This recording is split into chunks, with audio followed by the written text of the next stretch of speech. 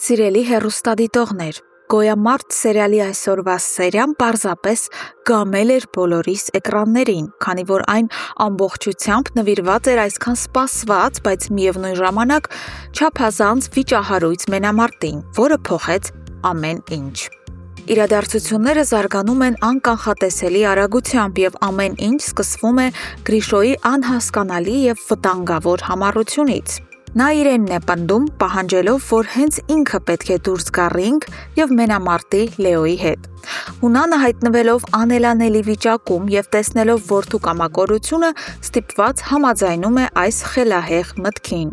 Իսկ ահա Իննան պարզապես շոկի մեջ է։ Որպես մայր նա սարսափում է որդու կյանքի ու առողջության համար, քանի որ քաջ գիտակցում է, թե ինչ լուրջ առողջական խնդիրներ ունի Գրիշոն, բայց, ինչպես ասում են, ունենք այն, ինչ ունենք։ Լեոն իր հերթին համաձայնում է այս մարտին, սակայն մենամարտից առաջ տեղի է ունենում մի հանդիպում, որը կանխորոշում է ամբողջ ելքը։ Լեան անհանգստացած եղբոր ճակատագրով գաղտնի գալիս է Լեոյի տուն և անում է ամենացավոտ խնդրանքը։ Նա աղերսում է Լեոյին հանկարծ չվնասել Գրիշոյին, բացահայտելով նրա լուրջ առողջական վիճակը։ Լեոն, ով անմնացորդ սիրահարված է, հասկանում է Լեայի ակնարկը և որոշում է գնալ ճակատագրական զոհողության։ Եվ ահա հնչում է մարտի ազդանշանը։ Ռինգի շուրջը լարվածությունը հասել է գագաթնակետին։ Դավիթն ու պապիկը կանգնած են շունչները պահած, սպասելով իրենց տղայի հպարտ հաղթանակին, բայց Լեոն կայացնում է մի որոշում, որը փշրում է բոլորի հույսերը։ Նա որոշում է դիտավորյալ պարտվել հանուն Լեայի։ Եվ այստեղ, սիրելի հետևորդներ, չենք կարող չկիսել շատերիդ արդարացի վրդովմունքը։ Եթե Լեոն նման որոշում էր կայացրել, միգուցե շատ ավելի ճիշտ և տղամարդավարի կլիներ պարզապես հրաժարվել մարտից։ Այո, դա ևս կդիտվեր որպես պարտություն, բայց գոնե ոչ այսպիսի խայտառակ ու նվաստացուցիչ տեսարանով։ Լեոն բառացիորեն թույլ է տալիս, որ Գրիշոն ծեծի իրեն։ Նա ընկնում է գետնին և ընդունում է պարտությունը, ոտնատակ տալով իր մարզական պատիվը։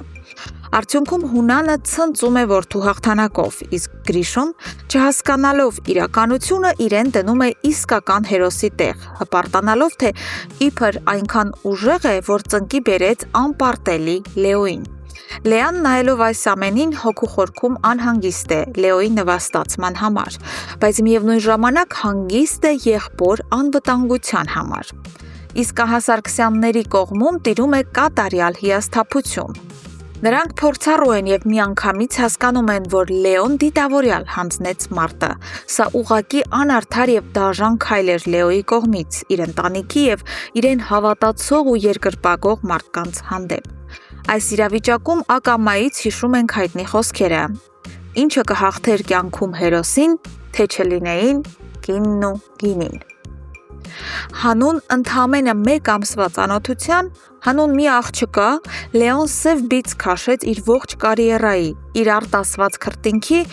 ու ընտանիքի պատվի վրա։ Արդյոք արժեր այս ամենը նման զոհողության, սակայն այս դրաման դեռ ամենը չէր։ Սերիայի ամենացնցող, ամենաինտրիգային և փշաքաղեցնող դրվագը պահված էր վերջին վայրկյաններին։ Մինչ բոլորի ուշադրությունը ռինգի վրա է, մարզասրահ է մտնում Ավոն, եկած մարտին հետևելու։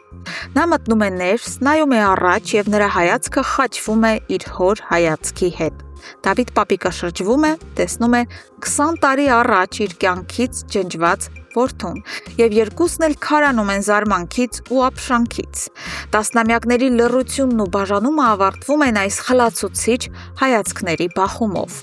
Սիրելի հետևորդներ, ինչ եք կարծում, արդարացված էր արդյոք Լեոյի արարքը, և ինչպես կվարվի Դավիթ պապիկը, վերջապես գտնելով իր դավաճան որդուն։ Գրեք ձեր կարծիքները մեկնաբանություններում։